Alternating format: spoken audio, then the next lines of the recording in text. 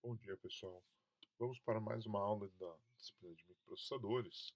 E na aula de hoje a gente vai falar sobre as estruturas de controle, né? A ideia é a gente ver as principais estruturas de controle, né, que a gente tem nas linguagens de programação de alto nível e como essas estruturas elas são traduzidas, né, para uma implementação em código Assembler, tá? No caso, no Assembler do MIPS. Então, para a gente implementar as instruções de controle, é fundamental a gente trabalhar, né, com as instruções de desvio condicional, né? No caso do Mars, basicamente a gente tem duas instruções principais de desvio condicional, né? Existem outras, mas muitas delas implementadas através de pseudo-instruções, que são as instruções branch on not equal, né? Ou seja, ele compara basicamente o valor de dois registradores e realiza o desvio para um determinado endereço de memória, identificado através de um rótulo, de um label, caso os valores desses dois registradores sejam diferentes, né? E a gente tem a instrução branch on equal, né, que vai fazer a mesma coisa, vai comparar o valor de dois registradores. Se esses dois registradores tiverem o mesmo valor, né, ele vai executar o desvio para um determinado endereço de memória identificado por um rótulo também. Tá? Então aqui, por exemplo, ele tem um exemplo ali, verificando ali se I é igual a J, se não for igual a J, ele faz I menos J e armazena isso no H. Caso seja igual, ele faz a soma desses dois valores. Né? E aqui a gente tem um código em Assembler implementando, né, essa estrutura de controle aqui, que é um if then else. Tá?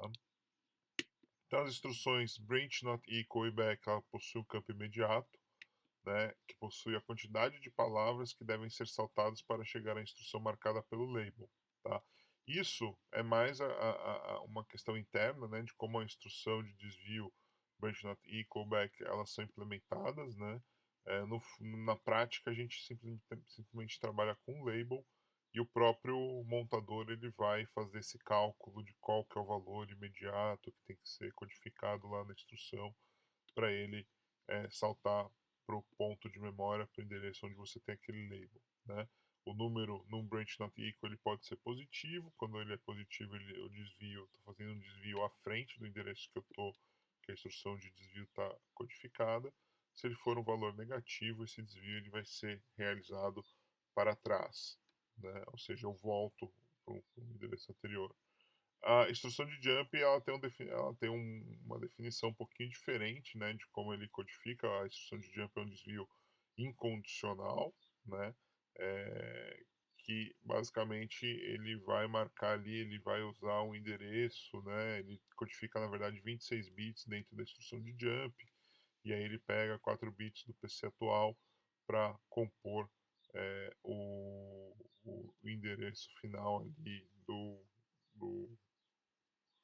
do desvio. Tá? Isso tem uma certa diferença aí entre a maneira como ah, esse desvio ele é realizado e tem alguma limitação aqui que a gente trabalha quando a gente trabalha com esse tipo de endereçamento aqui, né? O desvio de jump, o branch not equal, ele tem uma certa limitação de até onde ele pode ir, né? Porque como ele está, o número de palavras que vão ser saltadas é codificado num campo imediato, que tem 16 bits, né, e é um valor positivo e negativo, eu tenho um certo limite máximo de instruções que eu posso saltar com as instruções de branch not equal e as instruções de branch equal, certo? Já o jump tem um outro limite que está relacionado a uma janela de endereços, como os 4 bits mais significativos que o Jump utiliza são os 4 bits mais significativos do meu PC atual. Isso significa que a minha instrução de Jump eu consigo pular só para um endereço que tenha os 4 bits mais significativos iguais aos 4 bits do meu PC atual. Né? Isso gera uma janela na memória onde eu possa trabalhar com esse endereço. É uma janela relativamente grande, né, de endereço que pode ser saltados. Na prática, o jump você consegue saltar para qualquer endereço dentro do teu programa, a não ser que você tenha um programa muito grande, que não caiba dentro dessa janela. e aconteça esse tipo de problema. Tá? Depois, lá na segunda parte, quando a gente vê a parte de exceções, a gente vai ver um caso específico em que o jump, né, a instrução de jump, ela não é possível ser utilizada porque o endereço-alvo está muito longe do endereço onde a instrução está sendo codificada. Então, como eu implemento, né, os desvios, né, eu basicamente crio rótulos no meu segmento de texto, né, que nem a gente definiu ali para os dados. Eu posso também criar rótulos dentro da minha seção de texto, certo? E aí eu faço os testes e os desvios usando brains e jumps para esses rótulos, né? Então eu tenho lá as principais instruções de desvio incondicional, né? Então é o jump para um label, que ele vai simplesmente jogar para aquele label, né? E o jump register, no primeiro momento a gente não vai utilizar esse jump register ainda, tá? Quando a gente vê como é que é codificada lá uma instrução de switch case, por exemplo, aí a gente já vai usar essa instrução, que é um jump também, mas aí agora o endereço ele está codificado num registrador, né? Então ele pega e pula para o endereço de memória que é o valor do registrador que você passa ali como parâmetro para essa instrução de jump register. Tá? E as instruções de desvio, a gente tem basicamente, né, o branch equal e branch not equal, que são as fundamentais, digamos assim, tá? E depois a gente tem os branches com comparações, né? Então a gente tem branch greater or equal zero, né? O z aqui é de zero, então ele vai pegar o T1 e vai desviar se o T1 for maior ou igual a zero. Depois o greater than zero, né? BGTZ, o T1 maior do que zero. Depois o BLEZ, o menor ou igual a zero ou menor que zero, tá? E depois a gente tem algumas instruções que são macroinstruções, né? Que são desvios, né? A comparação do registrador com o valor imediato. Na verdade, isso é uma pseudo-instrução, ele vai pegar esse imediato, colocar dentro de um registrador e encaminhar, né? E fazer a comparação com um branch equal normal. E os branch greater or equal, greater or equal, né? E o greater than também aqui com imediato. Tem algumas similaridades aqui também, as mesmas funções que a gente tem aqui com maior igual, né? Ou maior que, a gente também tem com o menor igual ou menor que, também com dois registradores ou com registrador e um valor imediato, tá? Mas esse conjunto aqui de instruções já são mais do que suficientes para a gente implementar as nossas estruturas de controle. Bom, a primeira estrutura de controle que a gente vai dar uma olhada é a tradicional if then else, né? Então a estrutura, como é que ela funciona? Eu tenho uma condição que é avaliada, eu tenho um bloco que ele é executado se a condição da minha estrutura if for verdadeiro, certo? Se não, eu tenho um bloco de instruções que são executados se ele for falso. Tá? Então, como é que é quando a gente pensa na tradução de assembler dessa estrutura aqui de controle? A gente vai ter um primeiro bloco de instruções onde a gente vai fazer a tradução da avaliação da condição, né, que a gente tem aqui no nosso if. Então, a primeira coisa que a gente vai verificar, a gente já fez isso no vídeo passado ali nas expressões lógicas aritméticas, a gente vai ter uma determinada condição e a gente tem que fazer, codificar essa expressão lógica para verificar se ela é verdadeira ou falsa. Uma vez tendo o resultado dessa expressão, se ela é verdadeira ou falso, a gente vai terminar esse bloco de instruções em assembler com uma instrução de desvio condicionado ao resultado dessa expressão lógica. Né? Da maneira como a gente viu no passado, a gente sempre chegava ali no final com um valor que era 0 ou 1. Né? 1 se for verdadeiro, 0 se for falso. Então você pode fazer aqui o seu desvio condicionado à situação dessa condição de acordo com isso. Se o valor ali da expressão for igual a 1, você sabe que ela é verdadeira, e aí você vai desviar para o bloco verdadeiro. Senão, você desvia para o bloco else. Né? Então, aqui você termina, né, a sua avaliação da condição fazendo uma instrução, codificando uma instrução de desvio que vai desviar para um label, né, onde você tem codificado o bloco que executa quando é verdadeiro, que eu estou chamando aqui de then label, né? Então, se eu avalio a condição ela for verdadeira, eu venho para cá para o then label, executo esse bloco, certo? E aqui eu marco, né, um outro label no final do meu if, né? Então esse end label aqui, deixa eu fazer uma coisa aqui, só um minutinho. Então só fazer aqui, pessoal, para a gente conseguir rabiscar um pouco aqui, né? Então, basicamente, essa parte aqui eu estou trabalhando com esse then label, né? A condição, né? Implementar essa condição. Se ela for verdadeira, eu vou pular para esse bloco aqui, né? Para esse label then aqui, que é exatamente a implementação desse bloco aqui da minha condição do if, certo?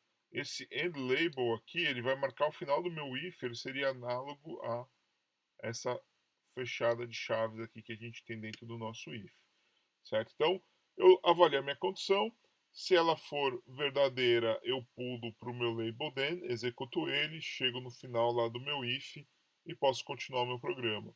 Se não, se eu não desviar aqui, significa o quê? Que a minha condição ela é falsa. Se ela é falsa, eu preciso executar esse bloco aqui, que é o meu bloco else, certo? Então eu codifico aqui esse meu bloco else, né? Isso aqui seria a implementação das instruções que estão dentro do meu bloco else, tá? E quando eu termino o meu bloco else, eu não posso simplesmente continuar executando, porque logo em seguida eu tenho o meu bloco verdadeiro. Na verdade, quando eu chego no meu bloco else, eu tenho no final dele que colocar um jump para pular para cá e pular esse meu bloco do then label, né, para garantir que esse bloco aqui ele não vai ser, se a condição for verdadeira, não vou executar os dois blocos, eu tenho que executar só o bloco do else, certo? Então, pessoal, isso é uma primeira, né, uma implementação aí do if then else, tá? Então a gente tem um exemplo aqui, certo? Vou voltar lá para poder rabiscar, tá? Onde a gente tem esse if, né? Se essa condição for verdadeira, eu tenho que executar o a mais 1. Se ela for falsa, eu tenho que executar o a mais 2. Independente dela ser verdadeira ou falsa, esse cara aqui, b mais a, ele é sempre executado. Tá? O valor de a está no meu registrador T0, o valor de b está no registrador T1. Tá? Então, essas primeiras duas instruções aqui é exatamente aquelas instruções onde eu estou codificando a minha avaliação da condição do meu if, certo? Então, o que, que eu faço? Estou pegando aqui, fazendo, né, primeiro calculando aqui o b mais 3, certo? E aqui eu estou vendo branch less than, se o T0, que é o A, for menor do que o T2, que é o B mais 3, que eu calculei na instrução de cima, eu desvio para esse bloco then aqui, certo? O bloco then, o que, que eu faço? Eu pego o valor de A e somo 1. É o meu then case, né? O caso verdadeiro. É essa instrução aqui do A mais 1, certo? E uma vez executada essa instrução, eu tenho que cair fora do meu if, onde eu vou cair nessa instrução onde eu faço B mais A. Então eu venho aqui para o label end da minha instrução do meu if, e aqui eu tenho a codificação aqui do meu B mais A, né, o T1 mais T0, que é o A, armazenando no próprio T1, eu estou codificando esse carinha aqui. Tá? Isso é a minha instrução do then. Se eu não desviar aqui, significa o quê? Que essa condição ela é falsa. Se ela é falsa, eu tenho que pegar o quê? E fazer o A mais 2. Então eu caio aqui nesse campo, né? Onde. Vou mudar de cor aqui, né? Essa instrução aqui, que é o meu bloco else. Certo? Então eu faço o A mais 2. E quando eu termino o else aqui, eu não posso continuar executando, senão eu vou pegar o A e somar mais 1 também. Certo? A execução aqui no nosso processador ela é sequencial. Então eu tenho que fazer essa instrução de jump aqui para pular para o meu endereço de end. Certo? Então isso basicamente é a implementação do nosso if then else. Tá?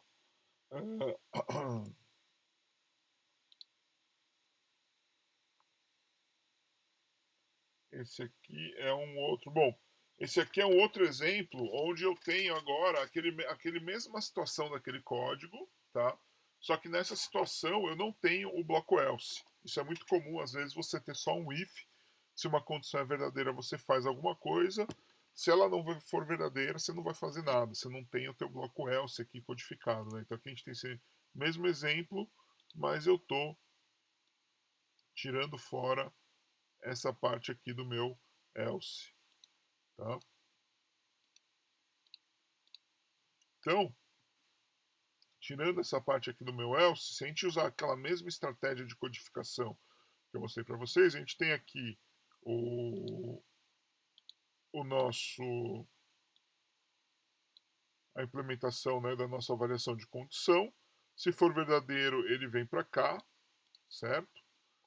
E se for falso, eu não vou codificar. Basicamente, o que acontece é que eu tiro aquela codificação do meu campo else, só que eu continuo tendo que fazer esse meu jump end aqui para não executar o then, certo? Então a única diferença que a gente tem aqui é que o meu bloco else ali ele foi tirado, né? Se a gente voltar ali, a gente vai ver que a única diferença que a gente fez aqui foi arrancar fora essa linha aqui, certo? Para fazer a implementação sem esse bloco else. Bom, mas aí a gente tem uma maneira mais inteligente, né, de se trabalhar quando a gente tem essa questão, né? Em vez para não ter que codificar aquele bloco que nem a gente tinha aqui esse jump, né, para o end aqui para pular, porque a gente fez aqui o para ver se for verdadeiro, eu posso simplesmente fazer o seguinte: ao invés de eu testar aqui se a minha condição é verdadeira e pular para o meu valor do meu bloco, né, implementado no meu if, eu posso ver se ela é falsa. Se ela for falsa, eu já pulo aqui para o meu end, certo? Então aqui o que eu estou fazendo? Eu estou invertendo a condição. Enquanto aqui eu estou testando se o A é menor que o valor de T2, aqui eu estou vendo se o meu A ele é maior ou igual, né? Porque o oposto do menor, né, ou do ponto de vista lógico da expressão lógica, né, é ter essa inversão se o A for maior ou igual a zero. Ou seja, se o A for maior ou igual a zero, ele não é menor do que B, certo? Se ele for igual, ele não é menor do que B. Se ele for maior do que B, ele também não é menor do que B, certo? Então eu inverto a minha condição aqui da minha avaliação, tá? E agora essa condição aqui vai desviar a condição verdadeira desse desvio aqui, na verdade, é se o meu if for falso. E aí eu desvio aqui direto para pular o meu bloco verdadeiro. Implemento o meu bloco verdadeiro. Com isso eu consigo remover essa instrução de end aqui, certo? E deixar o meu código mais otimizado. Tá? Essa é uma segunda estratégia quando a gente pensa em implementar um if que não tem o bloco else. Tá? Bom, depois a gente tem a estrutura de loop, né? Então, a primeira estrutura de controle é o if then else, que é o mais básico, né? Eu ter execução de código condicional, se uma determinada condição é verdadeira ou não, eu defino o que vai executar no meu programa, tá? As próximas estruturas são as estruturas de repetição, as estruturas de controle que a gente chama de repetição. Bom, a primeira que a gente vai ver é uma estrutura que às vezes até não é muito utilizada, tá? Mas é uma estrutura que a gente chama de uma estrutura do e while, né? Então eu tenho um corpo de um código, alguma coisa que vai ser executada, enquanto uma condição for verdadeira. Então a ideia é que você executa esse loop body, no final você testa uma condição, se essa condição for verdadeira, você volta lá para o início desse loop body e executa esse loop aqui novamente. Tá? Então, quando a gente pensa na instrução do while, a implementação basicamente é: eu tenho um loop para marcar o começo ali do meu loop body, certo? Então eu crio um label aqui para marcar o início do meu loop body, faço a tradução para assembler, né, do código, das instruções que eu quero executar dentro do meu loop body, e no final dessa execução eu avalio a minha condição e termino essa condição fazendo um branch aqui para o meu loop, caso a minha condição seja verdadeira. Tá? Então, bem tranquilo. Aqui eu tenho um do, né, A igual a A mais 3, enquanto A for menor do que B vezes 2. Tá? Então, basicamente, eu marquei o meu loop lá no início, certo? Marquei aqui o início do meu loop, implemento o corpo do meu loop, que é basicamente pegar o valor de A, que está no T0, e somar com 3. Esse é o corpo, a instrução do que eu estou fazendo dentro do meu loop, certo? Aí eu faço a avaliação da minha condição, ou seja, eu pego o valor de B, multiplico por 2, armazeno no T2, e aí eu faço o meu branch less than, né? Então eu vejo se o meu A for menor do que B vezes 2, eu volto a executar o meu loop.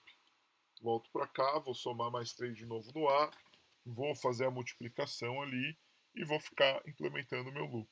Tá? Esse é o loop do while. Tá?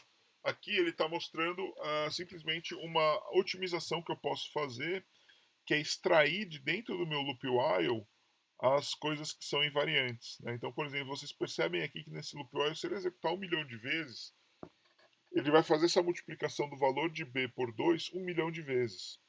Só que essa multiplicação sempre vai dar o mesmo resultado. Por quê? Porque 2 nunca vai mudar e o valor de B não está sendo alterado dentro do meu loop, dentro do meu laço do meu loop. Certo? Então eu não preciso ficar fazendo essa multiplicação de B vezes 2 a cada interação do meu loop. Se esse loop for executar 1 milhão de vezes, eu estou falando em executar 1 milhão de vezes essa instrução, sendo que eu poderia executar uma única vez só. Então o que ele faz? Ele extrai essa invariante do meu loop de dentro do meu loop, né? Que é o que ele está fazendo aqui. Ele pegou aquela instrução de multiplicação, trouxe aqui para fora e deixou armazenado no T2 essa constante que é o valor de B vezes 2. Tá? E aí dentro do meu loop agora ele simplesmente, na hora de avaliar minha condição, ele simplesmente vê se o meu A0 ele é menor que o meu B vezes 2. Tá? Isso aqui é uma coisa que eu posso fazer só pelo fato dessa instrução aqui ser uma instrução invariante no meu loop, ou seja, o resultado, né, desse valor aqui ele não muda durante as execuções do meu loop. Beleza, pessoal? Bom, depois a gente tem o laço while, né? A gente tem o do while, que é um laço onde você primeiro executa o corpo e depois avalia a condição. O laço while, você tem a situação inversa, né? Que é você ter o seu loop, mas você testar se você vai entrar no seu loop no começo da tua instrução. Né? Em vez de você testar aqui no final, você faz um while, uma condição for verdadeira, você executa um corpo. Né? Quando você chegar no final do teu loop, você reavalia a tua condição para ver aquilo ali. Tá? Então é o que a gente está colocando aqui. Uma das estratégias para implementar o while é você traduzir a condição a ser testada e aí você faz o desvio ou pula para o final. Né? Então eu tenho aqui o meu loop label. Primeira coisa que eu tenho dentro do meu loop label é a avaliação da minha condição. Se a minha condição ela for verdadeira, eu pulo para o corpo aqui do meu loop. E no final do corpo do meu loop, eu simplesmente volto aqui para o loop label, certo? Se não, se a condição não for verdadeira, eu faço um jump aqui, né, para cá, que é a saída lá do meu laço while, tá? Isso aqui é uma primeira forma, né, da gente implementar o laço while, tá? Mas existe uma maneira que é um pouco mais otimizada, né, para você evitar essa história de se a condição for falsa, você vem aqui pro end label, que é na verdade aqui já testar se a condição, né, isso aqui, essa segunda estratégia, você consegue eliminar esse label aqui, não precisa mais usar ele, e você elimina essa instrução de jump aqui. Tá? Então o que você faz?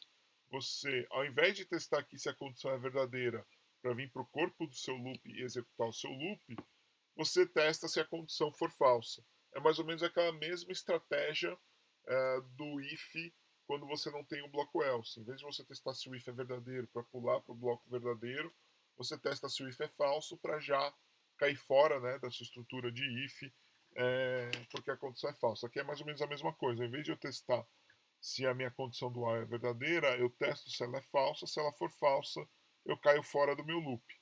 Se não, eu já posso vir direto aqui para executar o corpo do meu loop, e no final do meu loop eu faço um desvio para avaliar a condição novamente. Tá? Então é essa condição aqui, fazer o teste complementar. Então eu faço o teste aqui para ver se a condição do meu loop é falso. Se for falso, eu venho para o final do meu programa.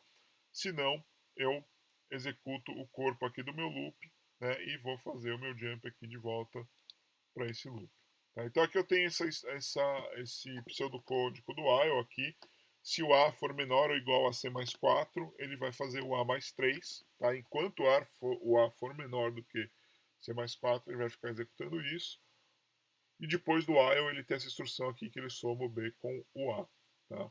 Então, a primeira estratégia, né, eu simplesmente pego ali o C mais 4, armazeno aqui, e aqui eu vou fazer a minha instrução de branch. Né? Aqui ele já, inclusive, já removeu aquela invariante, né, que é o C mais 4, como C não vai mudar dentro do laço do meu loop, é uma invariante dentro do meu loop, ele jogou para fora. Tá? Então eu faço meu loop e faço se o T0, que é o A, ele é menor ou igual, branch less or equal, né, do que o T3, que é o valor de C mais 4. Se isso for verdadeiro, eu vou para o body do meu switch, do meu while, né, onde eu pego o valor de A e somo 3. E volto para o meu loop para reavaliar a minha condição. Enquanto o meu A for menor ou igual a C mais 4, ele vai ficar nesse loop aqui. Quando essa condição for falsa, ele vem para cá, faz o jump end, pula para cá, e aqui eu tenho o meu B mais A, certo? Final da minha instrução. Tá? Então o meu loop ele está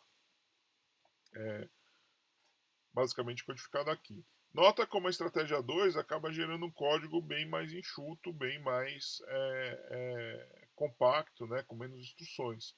Então o que mudou aqui? Ao invés de eu testar aqui se a minha condição é verdadeira, ou seja, se o A é menor ou igual a C, o que eu vou testar? Eu vou testar a condição inversa, ou seja, se o A ele é maior do que C mais 4, certo? Porque se o A for maior do que C mais 4, significa que ele não é menor ou igual a C mais 4.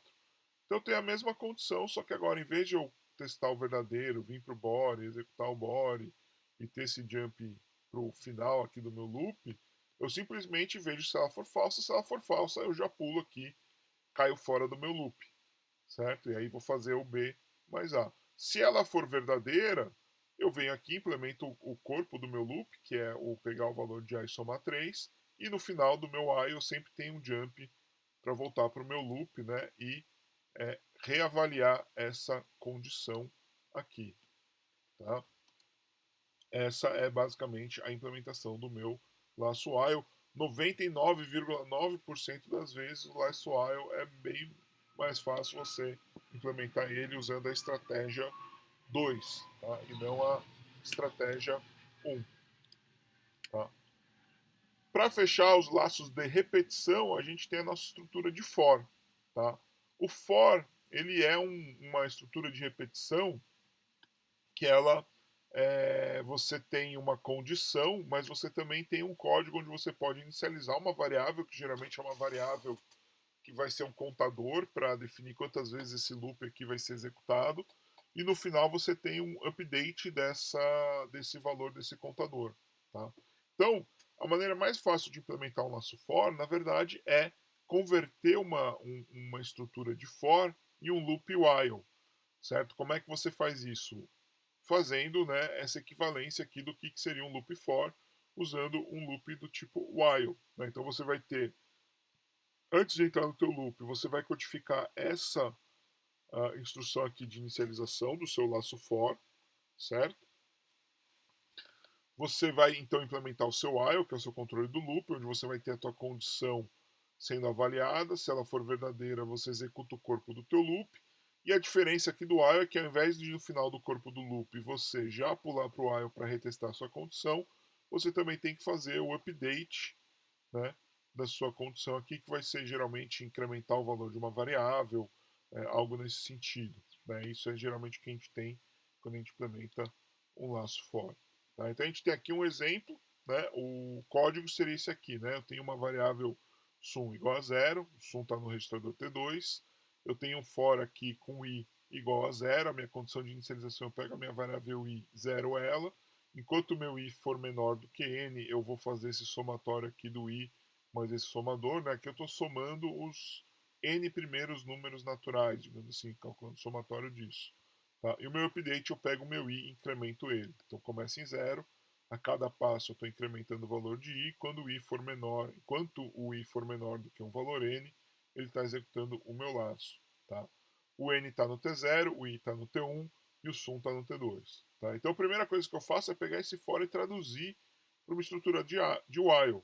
Tá? Então o que é traduzir esse meu for aqui para o while? Esse i igual a 0 vai ser uma instrução que eu faço antes do meu while. A condição do meu while é i menor do que n, então eu faço um while enquanto i for menor do que n, eu executo o corpo do meu while, e esse update que eu tenho aqui, eu adiciono ele no final do corpo do meu while. Faço aqui o meu i igual a i mais 1. E aí agora é só eu implementar esse código usando a mesma estrutura que a gente viu aqui na implementação do laço while. Né? Então, primeira linha aqui eu estou zerando o valor do sum igual a 0, então estou carregando no T2, que é o meu sum, o valor 0. Tá? Faço aqui a minha condição de update, né? Esse bloco aqui, o i igual a 0, certo? Aqui eu implemento o meu loop, certo? O meu loop eu vou ver se o meu T1, né, que é o valor de i, ele é maior ou igual a T0, então aqui já é aquela configuração complementar, né? Então se eu vejo, né, a condição do meu if é se o i é menor do que n. Então se o i for maior ou igual a n, significa que ele não é menor, eu tenho que parar o meu for. Então eu pulo aqui para o meu símbolo de end, certo? Que é o final do meu laço para sair dele. Se não, eu vou entrar dentro do meu laço. Quando eu entro dentro do meu laço, eu faço aqui a minha instrução, que é o sum mais i. Então eu faço o T2 mais o i que está aí no T1 armazenando no T2. E por fim, essa instrução aqui, eu estou fazendo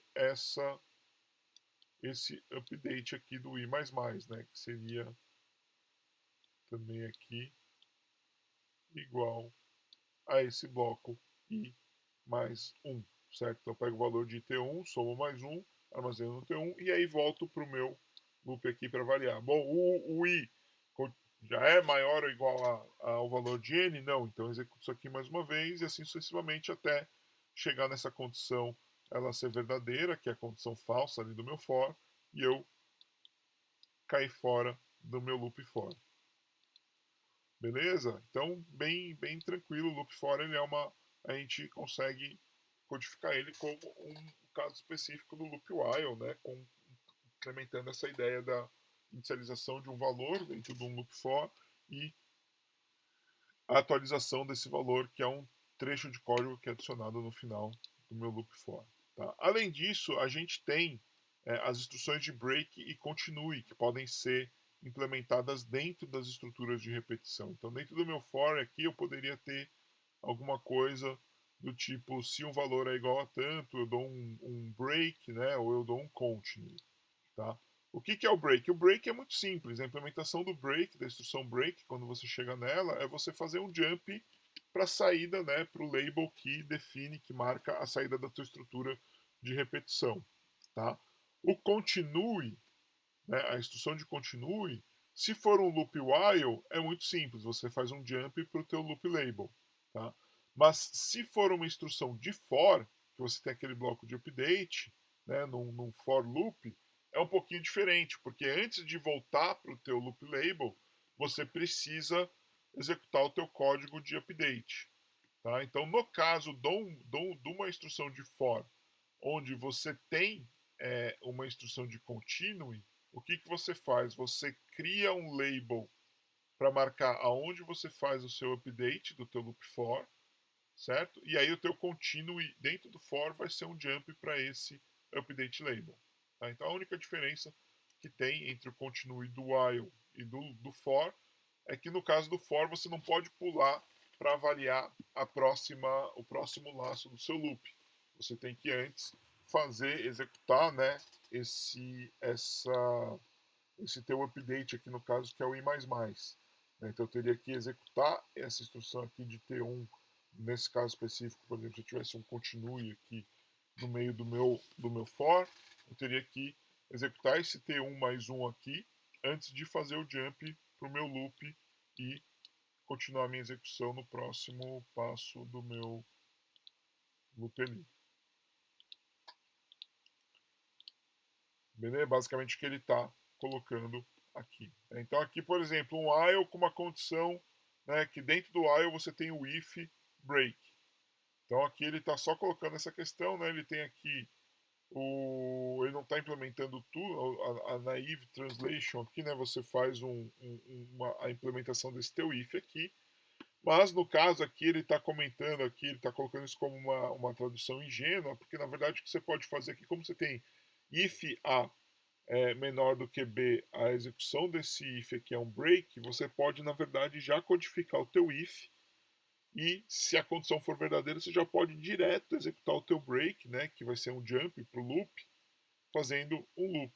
Né? Então, na tradução eu tenho ali, eu vejo se o A é menor do que B, então branch greater equal A e B, certo? Se for greater or equal, ele vem aqui para o else, né? Se não, ele vai implementar o break, que é esse jump end, certo? Mas eu posso aqui simplesmente já verificar, né? Fazer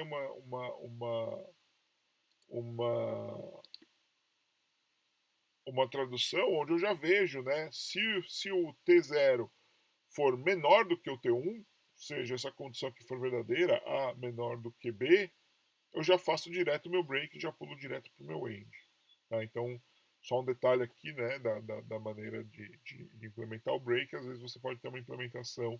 Quando o break está ligado a um if direto, né, você pode já implementar na condição do if direto o teu salto para fazer o break, né, da instrução de loop, né, da estrutura de repetição, fazendo direto o salto para a saída da tua estrutura de repetição.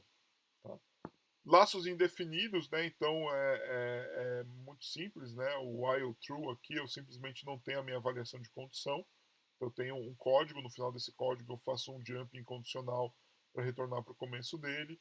Teoricamente, isso aqui ele sempre vai estar executando. Eventualmente, dentro desse loop aqui, eu vou ter em algum momento uma instrução de break, né? O continue, dependendo da implementação desse loop.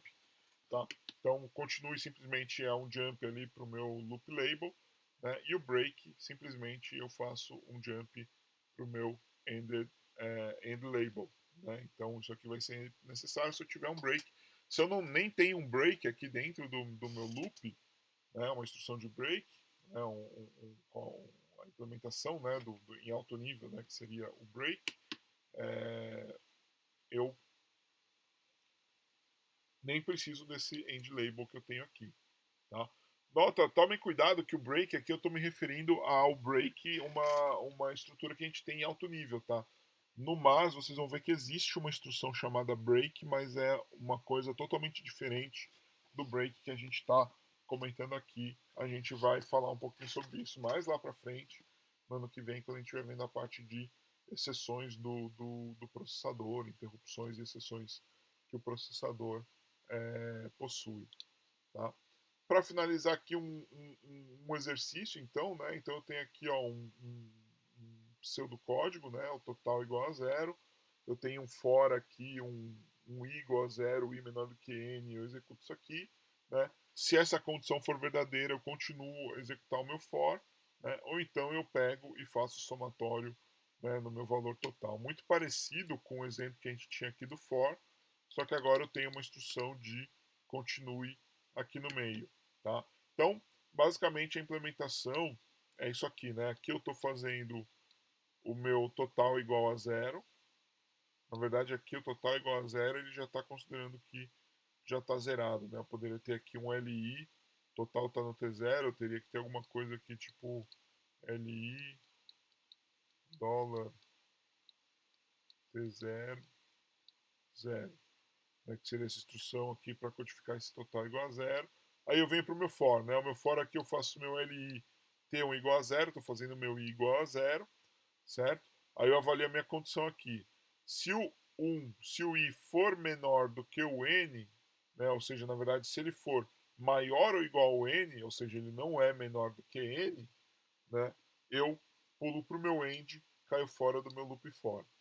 Beleza? Se não, eu vou para a implementação do meu loop for. A implementação do meu loop for são essas duas instruções aqui, certo? Que é o if, né, i dividido por 5, né, i módulo 5 maior do que 2, né? Ou seja, se o i dividido por 5 tiver um resto maior do que 2, eu continuo. Se não, se ele for menor ou igual a 2, eu vou pegar o valor do meu i e somar nesse meu total. Tá? É o que ele está fazendo ali. Aí eu tenho aqui a minha. Na verdade, desculpem, né, pessoal? Aqui a implementação do meu.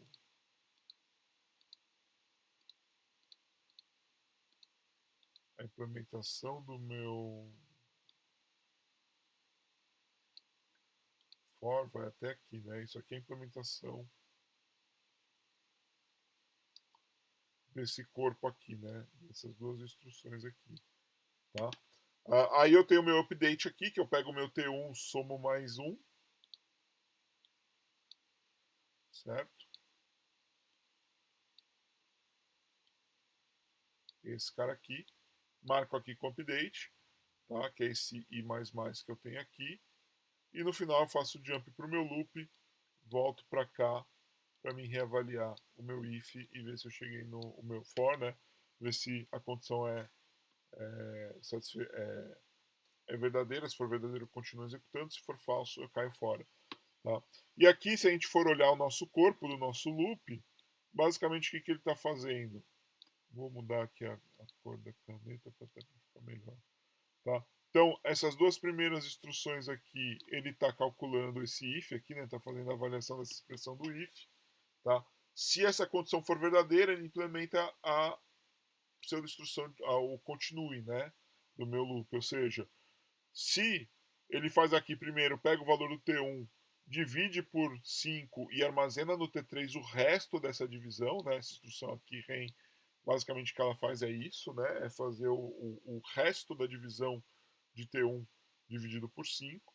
Tá? E aqui ele vê se o resto dessa divisão for maior que 2, que é o caso aqui, se essa condição for verdadeira maior que 2, ele faz um jump aqui para o meu update, para fazer o i++ e fazer o continue do meu loop. Se não, se essa condição, né, não for verdadeira, ele não entra nesse continue aqui e ele vai executar esse total mais o valor de i. Então ele executa aqui o T0 mais T1, né, que é o T0 é o total, o T1 é o valor de i, soma total com o valor de i e armazena o resultado no próprio total. É a codificação dessa instrução aqui em alto nível, né, em pseudolinguagem. Aqui no caso a gente está usando uma pseudolinguagem aqui muito parecida com C. Beleza, pessoal?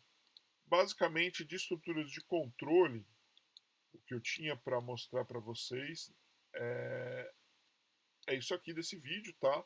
A gente vai ter, eu vou disponibilizar ainda essa semana ali no Moodle, né, uma série de exercícios para vocês fazerem, exercitando, né, essa parte de codificação de estruturas de repetição, de loop while e coisas nesse sentido. Tá bom, pessoal? Eu vou ficando por aqui então e até a próxima.